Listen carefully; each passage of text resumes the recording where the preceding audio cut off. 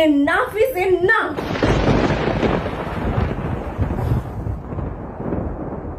আমি আর থাকতে পারছি না হাদা হালুয়ার সাথে। তাই আজকে আমি ডিসিশন নিয়েই নিয়েছি, আমি আজকেই হাদা হালুয়ার সাথে আড়ি করে দেব। ব্রেকআপ করব।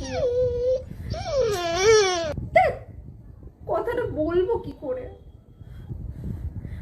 কিছু না কিছু একটা উপায় আজকে বার করতেই হবে। ওই হাদা গঙ্গারামটার মধ্যে যে আমি কি দেখেছিলাম না, ভগবানই জানে। যাই হোক, যা হয়ে গেছে হয়ে গেছে, আজকে আমাকে ব্রেকআপটা করতেই হবে। ব্যাস, আমি আর কিচ্ছু জানি না। মস্ত জোক মারা রে। আজকে মাথায় জুন আন্টির বুদ্ধিগুলোই খেলাতে হবে। খেয়েছে রে?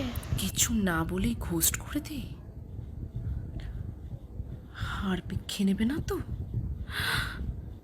না না, হারপিকের তো অনেক দাম, ওর ওকাতেরই বাইট। যা কিপটে, আমি চলে যাওয়ার পর যদি আর বিয়েই না করে, আমাকে সারা জীবন কপাল থাপড়ে মরতে হবে। বাড়ি এলে জিমিকে ওর পেছনে লেলিয়ে দেবো। ছাদ থেকে এক বালতি জল মাথায় ঢেলে দিলে কেমন হয়? কিছু একটা করে পিছন ছাড়াতেই হবে, আর সহ্য হচ্ছে না। বেশি গায়ে পড়লে পিসিমনির ওই কবিতার বইটাই নাকে চেপে ধরবো, এমনি দম আটকে মরে যাবে। আমি চলে যাওয়ার পর যদি আবার কান্নাকাটি শুরু করে দেয় ভ্যা ভ্যা করে, প্রথমে কল ধরা বন্ধ করব, তারপর ওয়ান ওয়ার্ড রিপ্লাই। তারপরেও যদি বুঝতে না পারে, আশিক স্যারের ম্যাথ ক্লাসে একটা অঙ্ক 25 বার ধরে দেখাতো, তাও গবেটের মাথায় ঢুকতো না।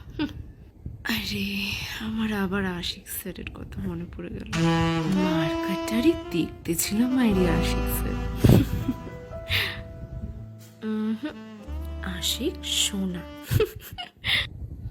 বাট ওকে বলি কি করে that I deserve better than you হাদা হালুয়া? যাই হয়ে যাক, আজকে আমি ব্রেকআপ করবই। হ্যালো হালুয়া, আমার তোমার সাথে কিছু ইম্পর্টেন্ট কথা আছে। শোনা শোনা, দিলু কাকু ফুচকার পেটি নিয়ে চলে এসছে, যাবে নাকি ফুচকা খেতে? আরে না না, দিলু কাকু ফুচকা ভালো বানায় না। আরে পোকা দেওয়া আলুর মধ্যে পচা লঙ্কা চটকে রেখে দেয়, আমি দেখেছি। তার থেকে বরঞ্চ একটা কাজ করি, চলো চারাপোনা কাকুর দোকানে চলো। এই ফুচকাটা যা বানায় না, একটা স্পেশাল মশলা দেয়, ও ফুচকার টেস্টটাই পাল্টে যায়। আমার তো এখন ভেবেই জিভে জল রেডি হয়ে আসছে। নাও, শোনো। হ্যাঁ ঠিক আছে ঠিক আছে, আমি রেডি হয়ে নিচ্ছি। হ্যাঁ मेरा जीवन कोरा कागज को रही गया। আমার তো আজকেও ব্রেকআপ করা হলো না। क्या बढ़िया था गुरु।